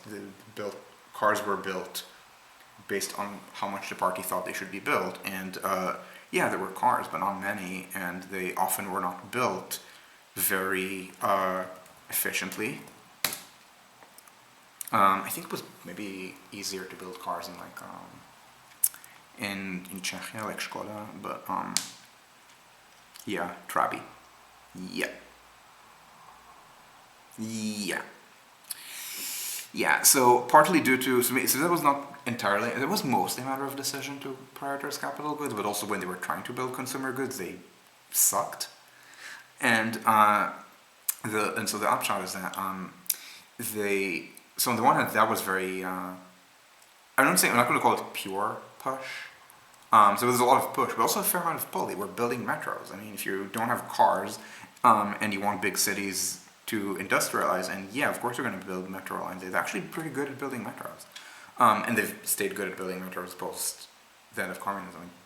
I want to say that the majority of the Moskva metro has been built after 1990. I think there's a chart here somewhere. Expansion timeline of the Moskva metro. Okay. So this is the total length. So they opened in 35, and I don't know when you count communism to have fallen. The Soviet Union collapses at the end of 91, so 240, and today it's 461. So okay, the median kilometer of the Moskva metro opened in 1990. So your call on how that would compare with communism, yeah. So they've kept building a lot, and but their urban planning was pure. I would say the other way around, was pure pull. So they built high density housing, often near the trains. I don't think they were as good at it as, like, say, the finger plan in Kurham, or the Million program is done in Stockholm, where it was very clear. You're seeing lots and lots of greenery, and then you're seeing gray for buildings right next to where the Stockholm metro stations are. It used to be called, I think, String of Pearls, and the idea that it's a bunch of circles that are attached to each other, like next to each T-Bana line. And so you can kind of see how lots of parkland and lower density things, but then near the train it's actually pretty high density. That's what I call structure of density. It was done in the Soviet bloc as well, but I don't think as well always. But also the streets were incredibly wide, because why would you build narrow streets? Not for any kind of pedestrianization, because you're not. I mean, why would you even think about pedestrianization when barely anyone has cars? The social problems created by cars in 50s, 60s, Russia were not extensive, just not enough cars. And maybe you're thinking in terms of, like, building big to showcase how big the state is, which was a big thing on both, a big ideological component for both Soviet communism and Cold War liberalism. A very militarized society, so you want to have spaces for marches and so on, for parades. So a lot of things that led to a city that was then very easy to retrofit with cars once people start owning cars. So it's kind of weird how the housing situation was pure pull, and the transport situation was extremely strong push, but also a fair amount of Poland. The thing is that the push ended like this when communism fell, and so suddenly there was a giant influx of cars. Now, in the largest cities, the pre-existing subway networks were large enough to resist that. What I mean by to resist, it's not like they went full Anne Hidalgo. No, they very much didn't. But people could choose to rely on the metro systems in Moskva, or the streetcars were in Moskva, in Praga, Budapest, Warszawa, Kyiv, and Bratislava and Brno have held up very well. So it's not just a matter of city size. In Czechoslovakia, they've held up very well. In Poland, they've held up less well. In Russia, the very large cities, virtually really the top two held up well. The others, I don't think did. In the Baltic states, they didn't. So there was a collapse in public transport ridership in the Baltic states, because I think it was just streetcars that suddenly got slowed down by the cars. Maybe it was just easier to open cheap retail with hypermarkets on the edge of town. That I'm less familiar with that level of urban planning in the Baltic states, but all of these things are big threats to the transit city. So you need to figure out how to snipe them in a way to make sure, for example, there's cheap retail within the city. So this is an example where the push can be sniped very easily, and if there's not enough pull, it's going to be gone. So it's not push good, pull bad, or pull good, push bad. Really, they need to be thought of as two things that enhance each other. And if you're being weird about it, and communism is a system of communism as an economic system is, let's face it, pretty weird. Then things can just collapse. And again, they don't have to, because Czechoslovakia was also communist, and so was Poland, and then that ended. And despite having way fewer resources than Russia, Poland did manage to retain public transportation and ridership in smaller cities than Russia, by which I mean Warszawa is a metro area of 2.5 million people. Like, it's much smaller than St. Petersburg, let alone Moskva. And yet it's managed to hold up pretty well. And I think it might even be true for some of the smaller cities. Not Upper Silesia, which is too decentralized, but I think Krakow has held up okay, and Wrocław. And again, in Czechoslovakia, yeah, Praga might actually have the world's highest per capita rail ridership. It's unclear because all of these numbers are unlinked across modes. So if you transfer between a streetcar and the metro, you count as 2 trips. And in Tokyo, if you transfer between operators, you also count as multiple trips. But it's possible that Praga actually beats Tokyo per capita. And again, Brno, Bratislava, I think even Košice has had decent tramway ridership. Budapest also pretty good. It's not just one country that became 2 countries doing very well on this. But it is really important to maybe not think of it as just pull or just push. Just think, okay, I'm having a push, we're passing a push policy. Great. Now let's think which pull policies this makes more economic.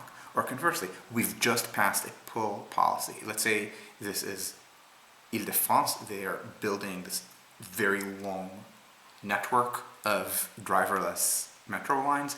Okay, what does this mean we can do in as far as pull factor? This is a pull factor. Sorry, push factors are concerned. For example, can we cancel highways and still provide people with the mobility so that they will not throw rocks at us? Is something that they can ask. So these were really 2 things that I don't think are in opposition to each other, but they both need to be understood together, even if it's one and then the other, depending on the resources available to the country. Pointers, you're asking about Caribbean countries. The answer is I don't. My understanding is that they have low car ownership, but for their income, but that may be 15 years out of date. And it, I mean, it could be just, small dense islands. I'm not sure. And the Dominican Republic, yeah. I mean, about Spanish versus Anglo-American, it's kind of weird because they clearly got the idea of building the metro in Santo Domingo through visits to the United States. What proportion of Dominicans live in the United States? 20%? 15%? And the United States is so much richer, and they don't just live anywhere in the United States, they live in New York, and yeah, they're poorer than the average American, but, I mean, okay. This is 2.4, and I believe the Dominican Republic is, what, 10? No, 11.4. Yeah, 11.4, and how many live in the United States again? 2.4. Yeah, so something like 20-ish percent, no, 17-ish percent of Dominicans live in the United States and not in the Republic. Yeah, I mean, the US is gonna exert massive influence. Dominican presidential candidates go to New York to raise money. And so they got the idea of building a subway through New York, but then they built it in a much more in-house Spanish style. That's all I'm gonna... but semi-detached houses versus apartments? I mean, yeah, but I mean, remember that Singapore and Hong Kong, for all their craving of being like Tory Britain, uncorrupted by the New Left, or by Labour ever existing, never mind the New Left, the idea of the NHS is anathema in Singapore. They still build apartments, and it's not even just that's for the poor. To the contrary, while the expat community in Singapore tends to live in mid-rise gated communities and condos, not always but often. There are high-rises. Again, there are also expat high-rises. Rich Singaporeans tend to live on Bukit Timah. I say rich, I mean top 10%, I don't mean crazy rich Asians. I mean people who think, you're only in the 91st percentile of the income distribution. I'm so sorry that you're so poor. So I don't mean that kind of wealth, but 90th percentile, that's Bukit Timah, and that's, I don't remember if they're called condos, if you would call them condos. Just as a reminder, in Singapore, what they call condo is not what Americans call condo. In America, a condo is any building with multiple apartments that are not all owned by the same entity. There's the original meaning of that. In Singapore, that's every apartment building, I think, that's not public housing. So I guess in Bukit Timah there are condos. Separately, they could also be called strata. Strata means individually owned apartments. As opposed to one landlord rents to multiple people in the building. Yeah, they build apartments like 1960s Britain, like, wait, you mean Bradley? I mean, what do you mean? Like, it's a tower in a park, but at least the modern ones are like decently high quality. Yeah, the old ones have like elevators not stopping on every floor, and yeah, some of them they get upgraded, but you never get upgraded if you ever vote for the opposition, and there's kind of like, it's not viewed as negatively as it is in Western urbanism. The idea of living in tower in a park type housing in Singapore and Hong Kong. This is kind of weird because, for example, the ground floor is always used for communal events. The ground floor does not have apartments in it, but it also rarely has retail. It's just kind of empty, so you use it for, say, birthday parties, because yeah, you have a birthday party. You probably don't have a very large apartment, so you're going to do it on the ground floor of your HDB. So that's kind of communal. But again, they're not viewed as like terrible. Like, I mean, this would like, so I don't think this specific thing would look dystopian to an American, maybe a Brit, I'm not sure, because the architectural details on this will look foreign to an American. So imagine that instead of white, this is kind of brown, like a red brick, And also imagine that instead of mostly rectangular or like with some angles, it is cruciform. It is cruciform. Like this might be a little more familiar to to Americans, especially New York. They would think, oh, that place must be dirt poor. Like imagine this building, like this exact building, but instead of this, there's also a wing like this to make it a Y. It's just detail from New York. So like this, as is, would I think look foreign to an American. So maybe they were not going to have an opinion, but you add this wing and you change the white to a red brick color, and they say, oh, that's a project. And in Singapore, people don't have that mentality that ew about that. Yeah, too much street. So it's inefficient in certain ways. So the inefficiency, first of all, they're just not building enough. Like so I said that Taiwan is not building a lot. I think it's like 5. Maybe, I think maybe I don't remember actually how much Taiwan's building. I think maybe I just checked Taipei. I think it was like 4.5 housing units per 1,000 people per year. And again, it's a country with they don't have Korean birth rates, but they have pretty low birth rates. And again, very little immigration. In Singapore, they have very high immigration, so they need very high construction rates. I think they build something like 5 or 6 per 1,000 people per year, which is not enough. And Hong Kong builds 4, which is a disaster. Or rather, built 4, I think it's less now. They need, I think, 10. So they're not building enough is a big problem. But the street network, because the street network is like it's still all these undulating, not quite cul-de-sacs, but near cul-de-sacs. There's a lot of, I'm not going to say waste. I think in terms of street length, I think that might actually be the most efficient way of having minimum street length per unit area, but it's not effective street length, if that makes sense, because you just have to use the same few nodes to get places. And so yeah, that is not the most efficient, but it's not, like, I don't think it's bad, and usually if you ask most urbanists in the United States and Western Europe about what the problem is with tower and park style housing, they're not going to mention that. They're going to mention social things that are not at all about urbanism, and I think that it is kind of offensive to do what Jane Jacobs did and reduce American racism to questions of urbanism, or then she reduced British anti-Irish racism in the 19th century to urbanism. She was trying to say that the reason for the Irish potato famine was that the cities in Ireland were not productive enough or something, which is, like, the mind boggles why she got away with that. Yeah, and now bear in mind, Taiwan, I mean, so you know this, I know this, just in case other people know. Taiwan is not some kind of trad urbanism, all mid-rise or anything. Taiwan is full of high-rises. It's just that in Taiwan, I don't think they call it that, but what they do is what in New York is called towers on a base. Towers on a base is where you have a street front as if the building is mid-rise, but then in New York they will require a setback. In Taiwan I don't think they do, but the building is just taller.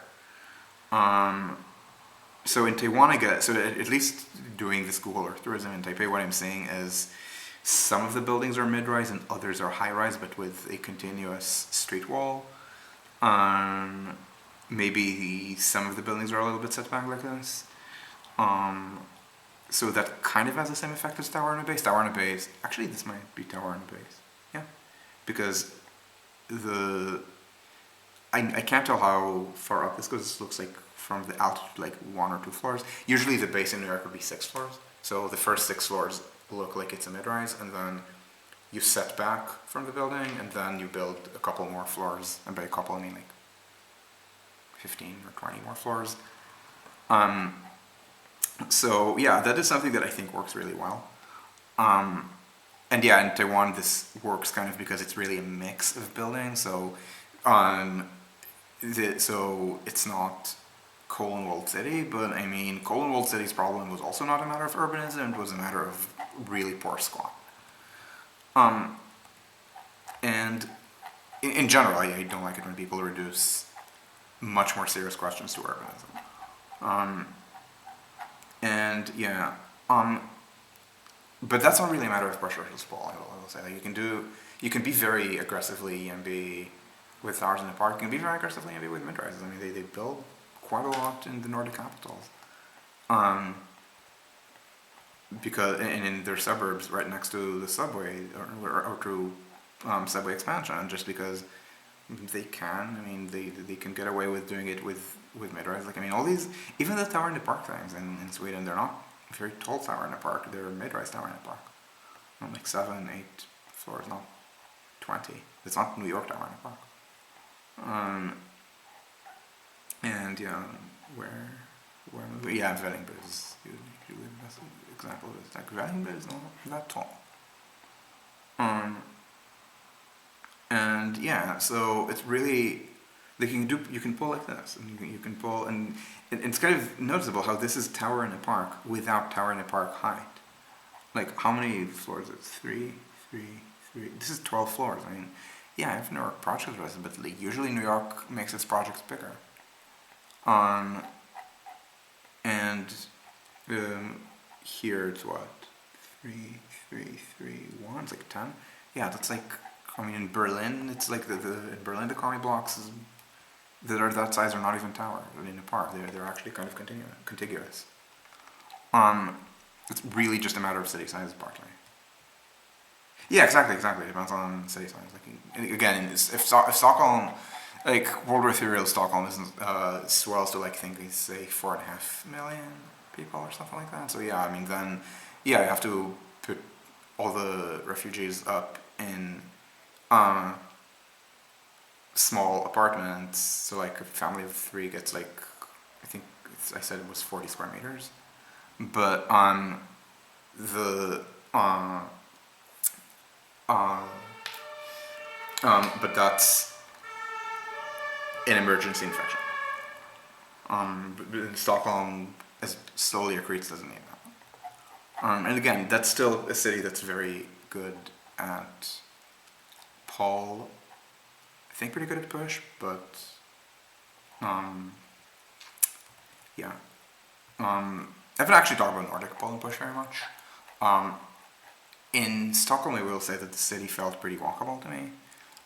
There wasn't anything as aggressive as what Aliago did in Paris, in Stockholm. But there is congestion pricing. There's clearly, like, a lot of cycling infrastructure. I didn't use it, but other people did. Copenhagen is much more famous for that. And yeah, but they also did it while building motorway tunnels to the city. Like, they build extensive road tunnel infrastructure through the city. So so in some ways they do a lot of push, but in the, like, basic push sense of stop building highways, they don't. It's kind of the political compromise of they allowed congestion pricing, but the money was used to build road tunnels and not just public transportation. But evidently, some of the money is used to build public transportation because the poll had been good enough that people are okay with that. I think that matters. So anyway, that's my big Paul versus Bush. I don't know if you can call it a rant or whatever. If people have questions, I will take them for the next couple of minutes.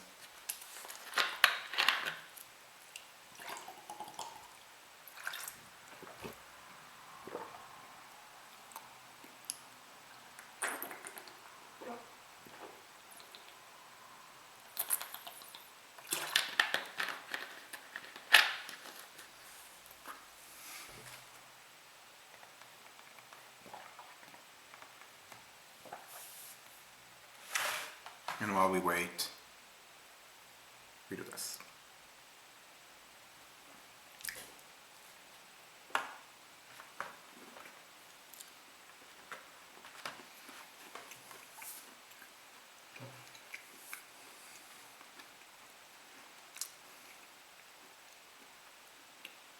Is Dhaka doing push by accident? I don't know. I know Dhaka is very aggressively YIMBY in the sense that the state is so checked out from everything that it can't even properly downzone. Remember, Bangladesh the is almost a pure example of the NGO state. Um, I would say that, by the way, pre-war Gaza was another such example, but that was with a much more adversarial relationship. Um, and so the situation in Bangladesh, I don't know to what extent they're like literally taking away space from cars and so on, but clearly they don't have the state capacity to do big infrastructure that makes the city more auto-oriented. Um, what do you mean Tower Hamlets cropped boss tweet?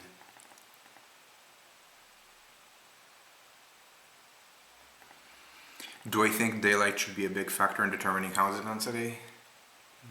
No, why? Like, this is something that's, I think, very specific to how tower in a park style housing was done in the PRC, where the rules, where they had this rule at the bottom floor of where every floor, the hardest was the bottom floor of every apartment had to get direct sunlight for an hour on winter solstice, which then meant that there was a minimum spacing between the towers. So the towers had to be built in consistently east to west ribbons, and the spacing between them depended on latitude. But that's something very specific to China, and I will point out that Berlin is comfortable to the north of all of that. And let's look at Gropiusstadt for a sec. Note that Gropiusstadt is not at all rigidly east-west ribbons. The ribbons can go in any direction, and the like I can't tell you, like you can probably do some kind of trigonometry and figure out that that north-south actually does give you direct sunlight from different angles. Obviously not during midday, because then the sun is parallel, the sun rays are parallel, but like as the sun moves around you actually do get that. And that's fine. And so and a lot of, you see a lot of slant. And so this is West Berlin. In Gropiusstadt, and I guess Märkisches Viertel, the same thing. So these are not commie blocks, these are Stockton blocks. But I think it matters that this is what has been acceptable in a much, I mean, this is maybe more spacing also, but in a much higher latitude than anything in China. Berlin, look, this is 52 degrees north. I had to suffer through these 3:50 p.m. sunsets in December. And to be clear, Beijing is a much colder city in winters, but Beijing is 39 degrees. No, this is 10. Beijing is just below 40 north. Like, it doesn't have to deal with that shit. I think it's like maybe 4:45, I'm guessing, for 30-ish sunsets.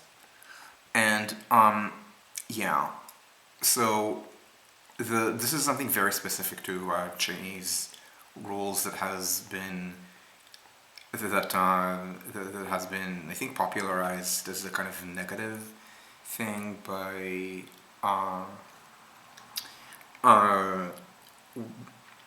order without design, and that's, I mean, it's a useful text to read from, but like there are other things to read as well. Yeah, exactly. Yeah, exactly. And the point is that it's popularized in. Yeah, no, that's just bad planning. Like, again, it's. Oh, that's what you mean. Okay, shit, yeah. I'm actually kind of surprised that you can get a Bangladeshi machine in Tower Hamlets, which is not entire. It's not. Is Tower Hamlets even majority Asian? I thought it was 50% Asian, and that's not all Bangladeshi or Pakistani, and like there are quite a lot of white, British, and black people there. Like I thought London specifically didn't have neighborhoods that were enclaves in the American sense. So the Dhaka Metro is expanded, and that, but I would first of all I would not call that push. I would call that Paul building a new subway to an area and then doing housing there. That's not you're not trying to make it hard for them to drive. To the contrary, at the beginning there's low density, so it'll be easy to drive. Oh, interesting. Interesting. Okay. Honestly, even 35%. I mean, I actually don't know what proportion of Neukölln is Arab. Neukölln is about 55% people with non-European migration background. Clearly mostly Arab, but also a large Turkish population and a large group that's and maybe not a large, like a sizable group that's neither, like Asians or technically I count as a German and non-European migration background. Oh yeah. I mean, if you have local elections that don't matter except for a few things, and those few things where they do matter will suck. Yeah, it's actually a problem in Israel where Israel is incredibly unitary, and so the local elections, for the most part, don't matter. Now, when they're ideological in the big cities, they actually can produce decent results. But in a lot of places, they reduce to machine politics, like in Bet Shemesh. Essentially, it's so for example, when you have a Haredi takeover of a town, they make sure to harass all the non-Haredis out of it, which is again what's happening in Bet Shemesh. Like we're talking, people throw rocks at girls that they think are immodestly dressed. But again, it's what you happen. It's what happens when you have local elections that, in general, the local empowerment is banned. But if local empowerment is only on one issue, then that one issue will suck because you won't even have high turnout. Like New York has garbage turnout. And New York has a lot of local empowerment. So yeah. So anyway, Bertot talks about that, but that's something very specific to China. And I will point out that that's not terribly relevant to how housing projects have been done in much higher latitudes in Europe. Often, and especially with things that are not public housing but are private, often high-end high-rise housing. So note where I'm hovering over right now. They don't even have ribbons. So as I mentioned when I was talking about Singapore and how it would be viewed by Americans, in New York, they're not ribbons, they're shapes that are designed to maximize surface area, so things like crosses and Ys in the housing projects. And I don't know if it's just Vancouver. I think it's actually pretty normal for I'm going to call them condo towers, but they could be strata, but they don't have to be strata. That the shape is actually much more symmetric. Maybe not maybe symmetric is a bad expression, but something without a large distinction between length and width, which is something that we see a lot with office towers. So office towers, this could well be an office tower. I'm not sure, or a hotel actually hotels could also be elongated with the way the rooms are set up, but office towers tend to be rather square in shape or be circular, or if it's a rectangle, it's with a relatively squat ratio of length to width.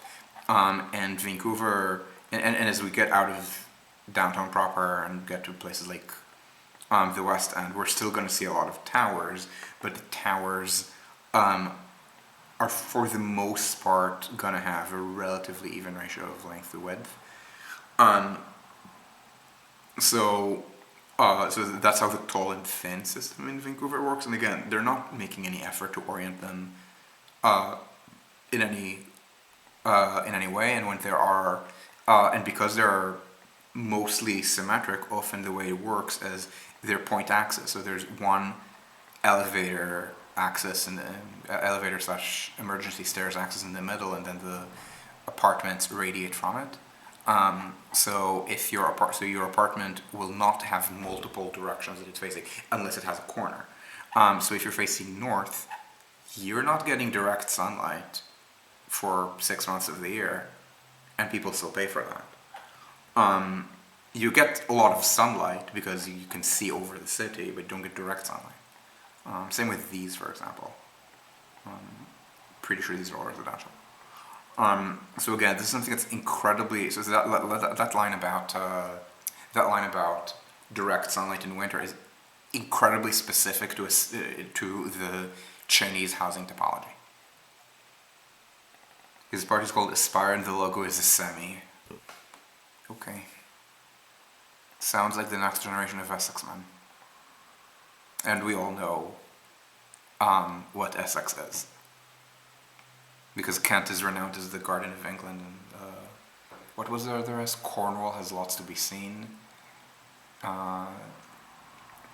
Sussex has wonderful coastal resorts, and Devon has wonderful cream. Lancashire has its famous sausages. Yorkshire the best beer on tap, but the county of Essex is different. Essex is just, and then the song. Yeah.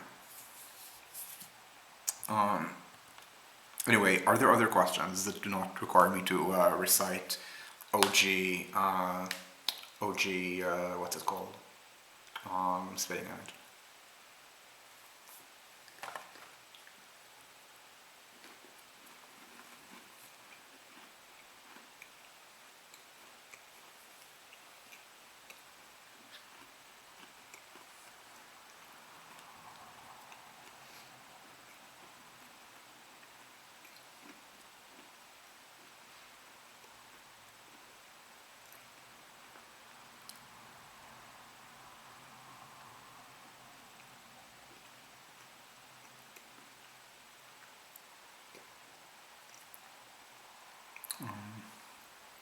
Oh my god, almost a minute. Sure. Thanks for watching. I'm always happy when people watch when I wouldn't say it's on no notice, but this was actually I did give notice, and then I started very politely 20 minutes late.